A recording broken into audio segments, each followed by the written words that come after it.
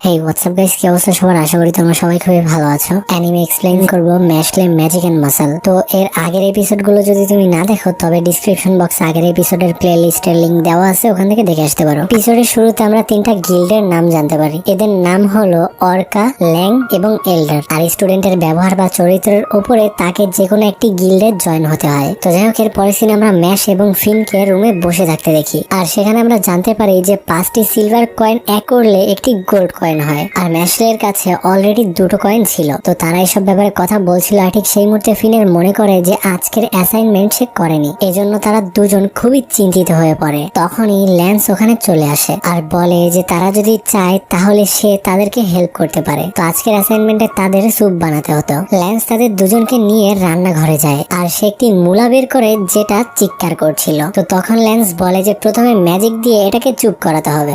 এরপরে ল্যান্স তার ম্যাজিক দিয়ে ওই মূলাটিকে চুপ করিয়ে দেখায় আর ফিনকেও ট্রাই করতে বলে। ফিন তার ম্যাজিকের মাধ্যমে মূলাটিকে চুপ করানোর চেষ্টা করলেও মূলাটি থামে না। এইদিকে আমরা দেখতে পাই ম্যাশও চেষ্টা করে ম্যাজিক দিয়ে তার মূলাটিকে চুপ করানোর। তার মূলা চুপ হবে তো দূরের কথা, আরো বেশি করে চিল্লাপাল্লা করতে শুরু করে। এরপরে ফিন আরো একবার তার মূলাটিকে চুপ করানোর চেষ্টা করে আর এইবার সে তার ম্যাজিকের মাধ্যমে মূলাটিকে চুপ করিয়ে দেয়। আর মনে মনে ভাবতে থাকে যে ল্যান্স ততটাও খারাপ না। কিন্তু তখনই তারা দেখতে পায় যে ম্যাশের মূলাটি চুপ হবে তো দূরের কথা, উল্টো চিৎকার করে করে অনেক বড় হয়ে গিয়েছে। এক পর্যায়ে ম্যাশের মূলাটি তার উপর আক্রমণ করতে যায় আর ম্যাশ তখন তাকে একটি থাপ্পড় মারে আর ওই এক থাপ্পড়েই মূলাটি চুপ হয়ে যায় বাড়িতে। তো তখন ম্যাশ খুবই গর্ব করে বলতে থাকে যে দেখো, আমি আমার মূলাটিকে চুপ করিয়ে ফেলেছি। এরপরে ল্যান্স মূলাগুলো কাটে এবং সেগুলোর মধ্যে বিভিন্ন ধরনের মশলা মিশিয়ে একটি স্যুপ বানিয়ে ফেলে। আর তার দেখা দেখি ম্যাশ এমনটা করে, কিন্তু তারটা হয়ে যায় ক্রিম কেক। এটা দেখে ফিন এবং ল্যান্স খুবই অবাক হয়ে যায় আর ভাবতে থাকে যে ভাই, মূলা দিয়া ক্রিম কেক কি করে বানাইতে পারে কেউ। তো এই জন্য ল্যান্স খুবই মনোযোগ দিয়ে দেখতে থাকে যে ম্যাশ আসলে কি করছে। তখন ম্যাশ তাদের চোখের সামনেই মূলাগুলো কাটে এবং তার মধ্যে লবণ দেয়, কিন্তু এট দ্য এন্ড সেগুলো ক্রিম কেক হয়ে যায়। আর এটা দেখার পরে ল্যান্স অনেক বেশি অবাক হয়ে যায়। এরপরে সিনে আমরা কিছু স্টুডেন্টদের দেখতে পাই। তাদের সাথে একটি ছেলের ধাক্কা লাগে, যার কারণে ওই ছেলেটিকে তারা অনেক উল্টোপাল্টা কথা বলতে থাকে। তখন আমরা দেখতে পাই ওই ছেলেটি একাই ওই 3জন ছেলেকে মারে আর এই ছেলেটির নাম হলো ডট। তো সে তখন বলে যে আমি হলাম এই ইউনিভার্সের মেইন ক্যারেক্টার আর তোমরা সবাই সাইড ক্যারেক্টার, তো আমার সাথে পাঙ্গা নিতে আসলে এমনটাই হবে। এরপরে সিনে আমরা ল্যাং গিল্ডের লিডার অ্যাবেলকে দেখতে পাই। সে তার টিম মেম্বারদেরকে বলছিল যে করেই হোক আমাদেরকে সকল গোল্ড কয়েন গুলো কালেক্ট করতে হবে, কারণ ডিভাইন ভিজনারি হওয়ার যোগ্যতা কেবলমাত্র ল্যাং গিল্ডের মেম্বারদেরই আছে। এরপরে সিনে আমরা সবাইকে জঙ্গলে দেখতে পাই, কারণ আজকে তাদের ক্লাস এখানেই হবে। তো তখনই ওখানে ডট চলে আসে এবং সে নিজেই নিজের প্রশংসা করতে শুরু করে। আর সে ম্যাশকে দেখে বলে যে তুমি তো ওই ছেলেটি যে কিছুদিন আগে ওয়ার্ল্ড রেকর্ড করেছিল, কিন্তু আমার সামনে তুমি কিছুই না, কারণ তুমি হচ্ছে একটা সাইড ক্যারেক্টার। কিন্তু ম্যাশ তাকে টোটালি ইগনোর করে দেয়। আর তখনই লেমন ওখানে চলে আসে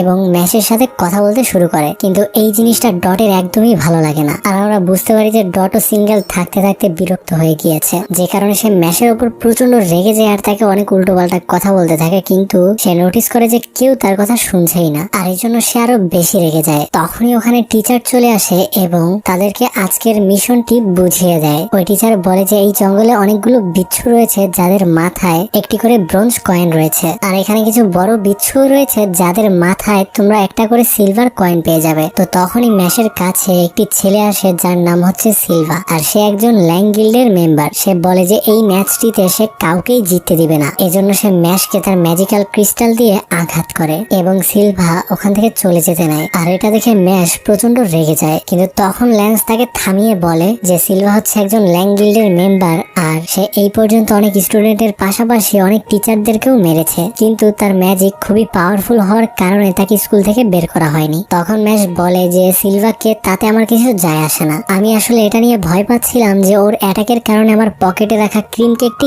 গলে গিয়েছে কিনা। এটা শুনে ল্যান্স খুবই অবাক হয়ে যায়। এরপরে আমরা দেখতে পাই ম্যাশ এবং ল্যান্স জঙ্গলে একসাথে ছিল, কিন্তু ভুলে তারা আলাদা হয়ে যায়। আর তখন ডটের সাথে ম্যাশের দেখা হয়। তখনই তারা একটি মেয়ের চিৎকারের আওয়াজ শুনতে পায়। সেখানে একটি ছেলে ওই মেয়েটির উপরে ম্যাজিক পাওয়ার ইউজ করার চেষ্টা করছিল। তখনই ডট একটু শো অফ করার জন্য ওই ছেলেটির উপর তার ম্যাজিক ফায়ার দিয়ে অ্যাটাক করে দেয়। আর তখন ওই মেয়েটি ডটকে থ্যাংক ইউ বলে এবং তার সাথে একটু ফ্লার্টিং করতে শুরু করে। আর এই মেয়েটির ম্যাজিক পাওয়ারই ছিল কাউকে তার প্রেমে ফেলা। এখন ডট যেহেতু আগে থেকে মেয়েদের প্রতি একটু দুর্বল ছিল, তাই সে সম্পূর্ণভাবে ওই মেয়েটির কন্ট্রোলে চলে আসে। আর এরপরে আমরা দেখতে পাই মেয়েটি তার ম্যাজিক ম্যাশের উপরে ইউজ করার চেষ্টা করে, কিন্তু তার ম্যাজিক ম্যাশের উপর কোনো কাজই করে না, কারণ তার ম্যাজিক তখনই কাজ করবে যখন কেউ তার প্রতি একটু হলেও অ্যাট্রাকশন ফিল করবে। কিন্তু ম্যাশ পৃথিবীতে দুইটা জিনিস ছাড়া আর কোনো কিছুরই চিন্তা করে না, একটা হলো তার বাবা আর একটা হচ্ছে ক্রিম কেক। তো ম্যাশের উপর ম্যাজিক কাজ না করায় মেয়েটি খুবই অবাক হয়ে যায়, আর সে তার ম্যাজিকের ফুল পাওয়ার ম্যাশের উপর ইউজ করে, কিন্তু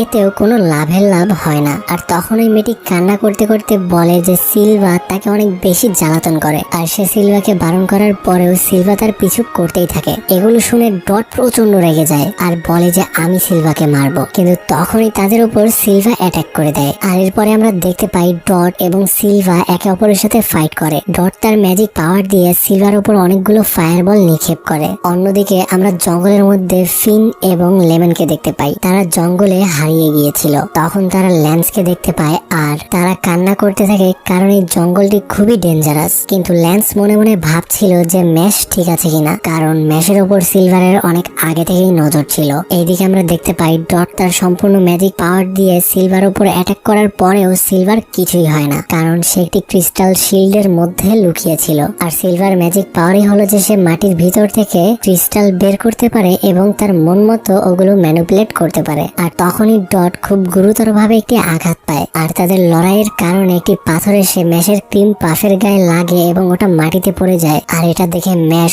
প্রচন্ড শকড হয়ে যায়। আর আমরা সবাই জানি যে ম্যাশের পছন্দের কিছুর সাথে যদি কেউ কিছু করে তাহলে সে তাকে কি করে। তো যাই হোক, এর সাথে এই এপিসোডটি এখানে